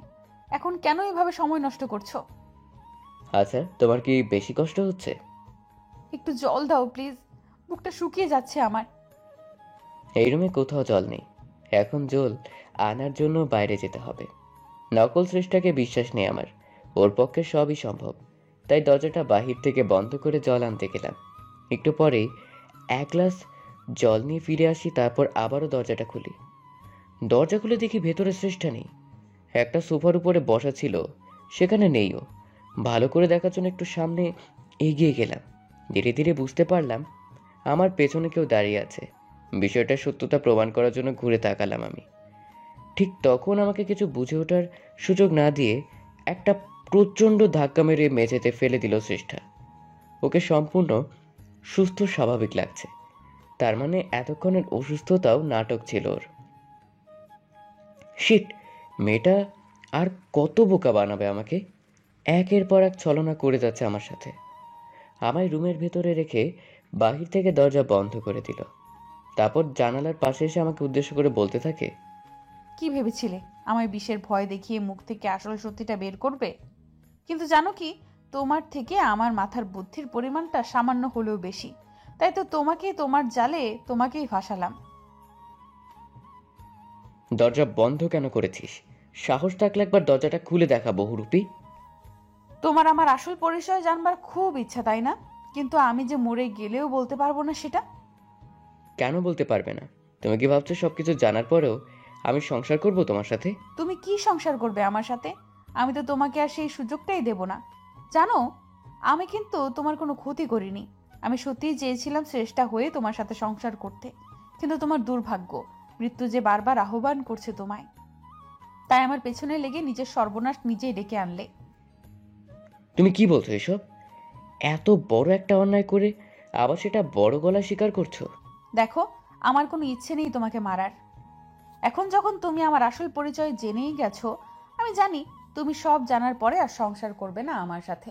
এখন তোমাকে বাঁচিয়ে রাখার মানে নিজের সর্বনাশ করা। আমি তোমার ধাওয়া খেয়ে পালিয়ে পালিয়ে বাঁচতে পারবো না, তাই একটু কষ্ট করে তোমাকেই সরে যেতে হবে আমার রাস্তা থেকে। মানে কি করতে চাইছো তুমি? কি আর করব, আমার হাতে যে দিয়াশলাই বক্সটা দেখতে পাচ্ছো আর এই কেরোসিন বটলটা, একটু পরে এই ঘরে দাউ দাউ করে আগুন জ্বলে উঠবে, আর সেই আগুনে পুড়ে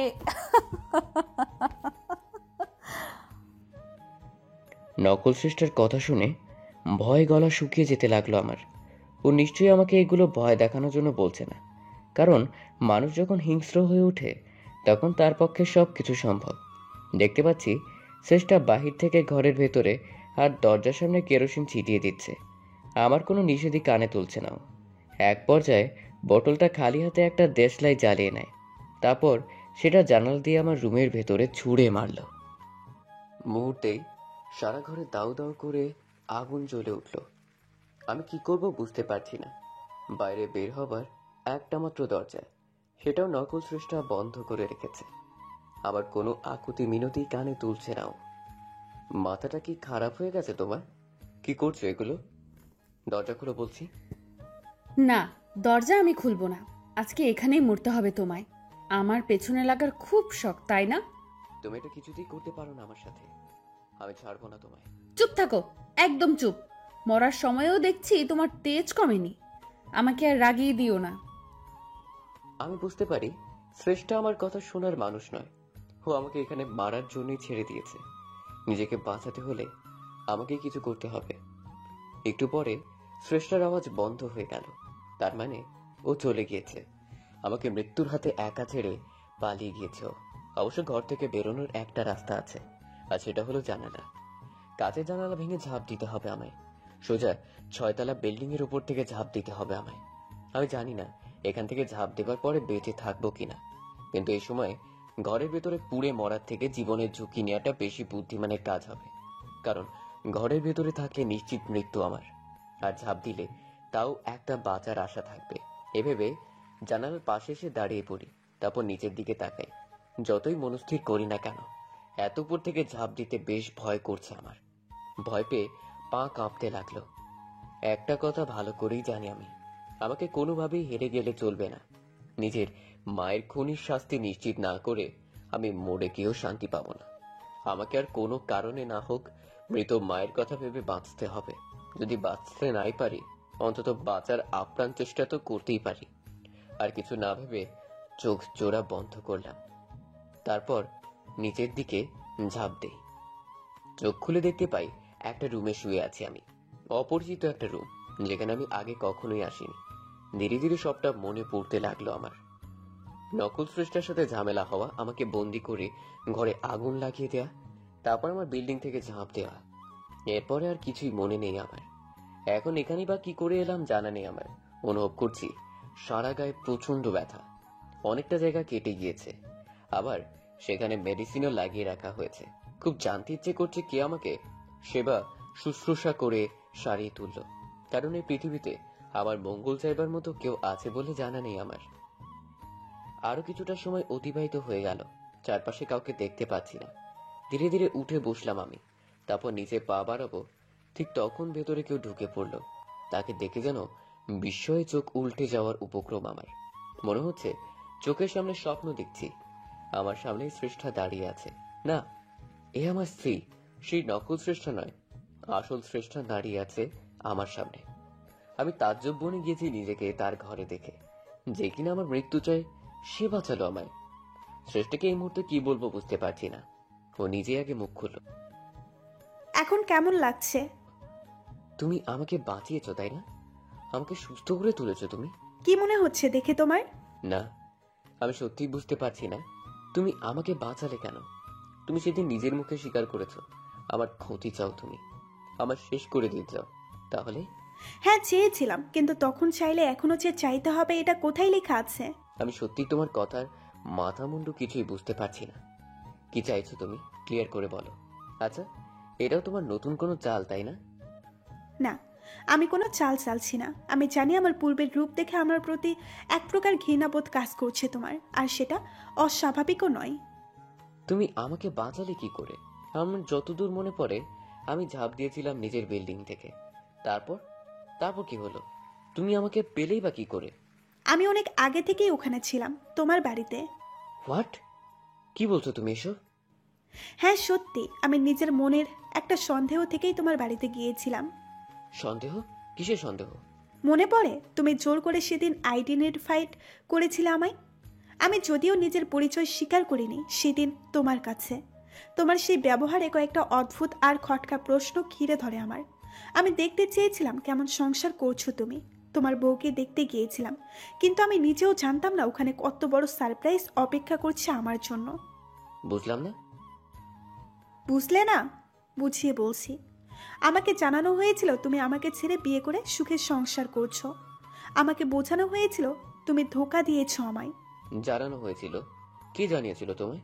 আর কে বা বুঝিয়েছিল আমি তোমায় বিয়ে না করে ধোঁকা দিয়েছি? সব বলছি, আগে আমার কথা শোনো।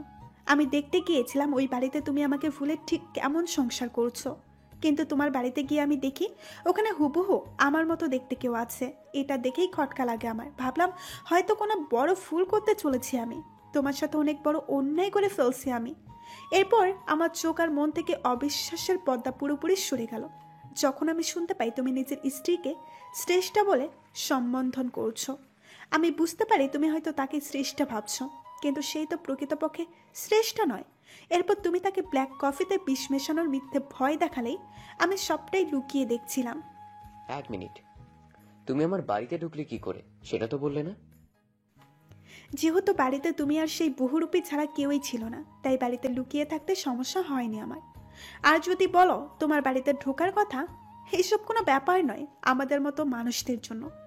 আমি লক কেটে ঢুকেছিলাম তোমার বাড়িতে। আচ্ছা বুঝলাম, তারপর? তুমি তোমার স্ত্রীকে একটা ঘরের ভেতরে নিয়ে গেলে, তারপর কথা বলছিলে তার সাথে। যদিও বাহির থেকে সব কথা শুনতে পাই না, আমি যতটুকু শুনতে পেরেছি, আমি এতটুকু বুঝেছি তুমি আমার সাথে কোনো প্রতারণা করনি। প্রতারণা করা হয়েছিল তোমার সাথে, আর আমাকে একটা চরম ভুল আর মিথ্যের জালে জড়িয়ে দেওয়া হয়েছিল। এক পর্যায়ে তোমার স্ত্রী ঘরের ভেতরে দরজা বন্ধ করে আগুন লাগিয়ে দেয়, যাতে সে সবার অগোচরে তোমাকে খুন করতে পারে। কিন্তু আমি সেটা কি করে হতে দিতে পারি? তোমার স্ত্রী চলে যাবার পরে যখন ভাবলাম তোমাকে বাঁচাবো আমি, কিন্তু তুমি আমাকে সেই সুযোগ না দিয়ে জানালা ভেঙে ঝাঁপ দিলে। আমি এটা দেখে দ্রুত নিচে চলে যাই, তারপর তোমাকে সেভ করি। ভাগ্যিস তুমি একটা বড় ডাস্ট গ্রুপের উপর পড়েছিলে, তাই তেমন বড় কোনো ক্ষতি হয়নি তোমার। আমি সবাইকে বুঝিয়ে তোমায় অজ্ঞান অবস্থায় হসপিটালে নিয়ে যাই, তারপর সেখান থেকে আমার বাড়িতে। শ্রেষ্ঠার কথাগুলো শুনে সবটা পরিষ্কার না হলেও এইটুকু বুঝতে পারলাম ও ইচ্ছে করে এমন খারাপ পথে আসেনি। আমার প্রতি ওর আক্রোশের অন্য কারো হাত নয়। আর শুধু হাত নয়, সে এমন কিছু করেছিল যাতে শ্রেষ্ঠা আরো বেশি হিংস্র হয়ে ওঠে। হিতাহিত জ্ঞান শূন্য করে দেওয়া হয়েছিল শ্রেষ্ঠাকে।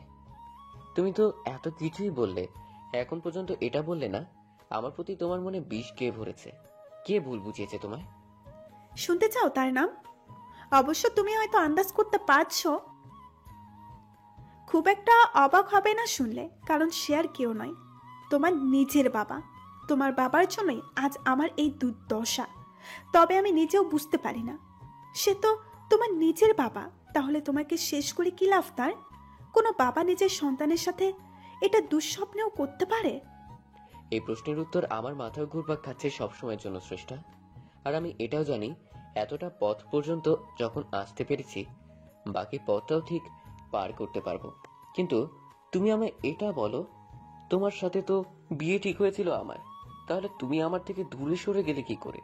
আর আমাদের মাঝখানে তৃতীয় ব্যক্তি হয়ে এই নকল শ্রেষ্ঠা চলে আসলো কি করে? তোমার এত প্রশ্নের উত্তর তো আমি নিজেও জানি না, তবে আমি যতটুকু জানি তাই বলছি। আমাদের যেদিন বিয়ে হবার কথা ছিল, দিনটা ছিল শুক্রবার, তখন বিকেল। আমাদের বিয়ে সন্ধ্যাবেলা। আমি পার্লারে যাই সাজগোজ করার জন্য।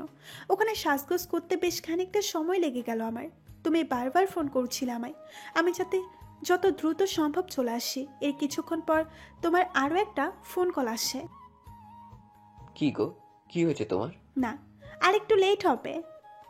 হ্যাঁ, একটা কাজ করো, তুমি বরং আরাম করে সাজতে থাকো, তারপর সকালের দিকে আসলেও চলবে।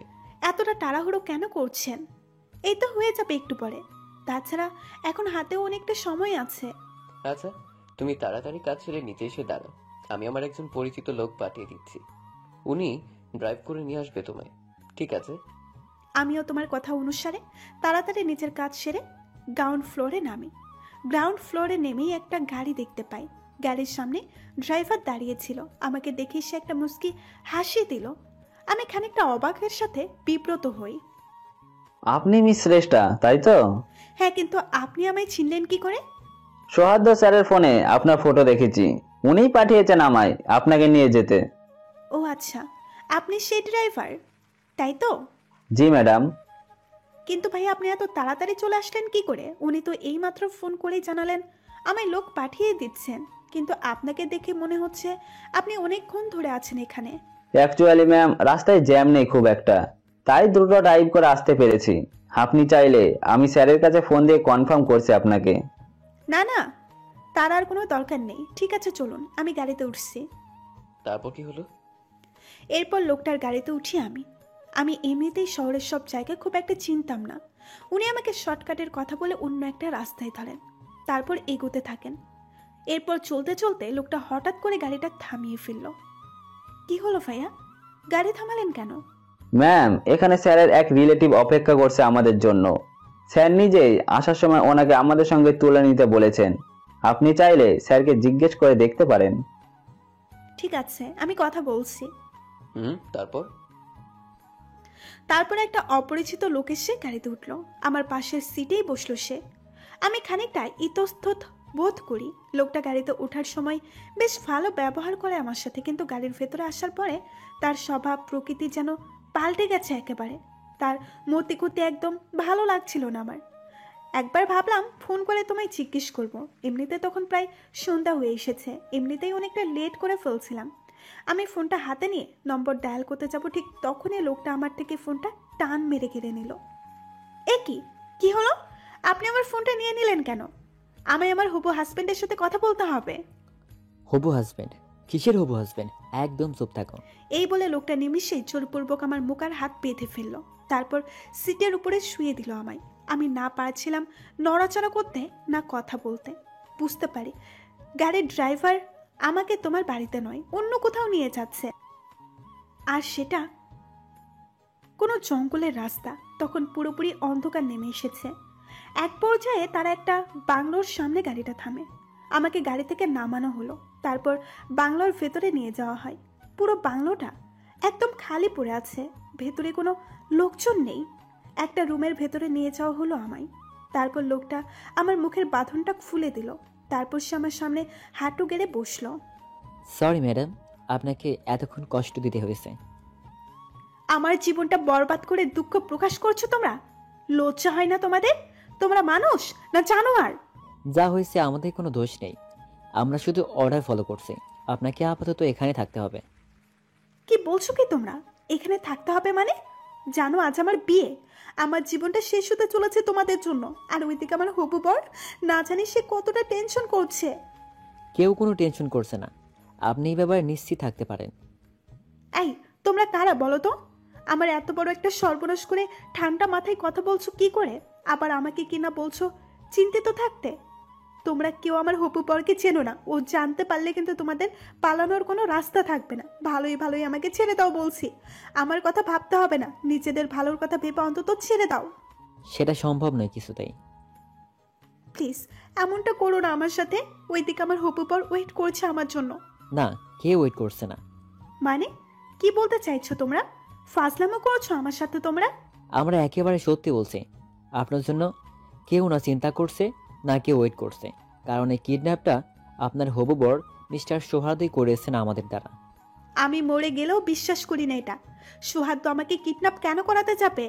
আর কোনো অজুহাত খুঁজে পেল না তোমরা? নিজেরা অন্যায় করে শেষে কিনা আমার হবু বরের উপর চাপাচ্ছ। আমরা জানি আপনি এত সহজে আমাদের কথা বিশ্বাস করতে পারবেন না, তবে নিজের চোখে দেখলে কি বিশ্বাস করবেন?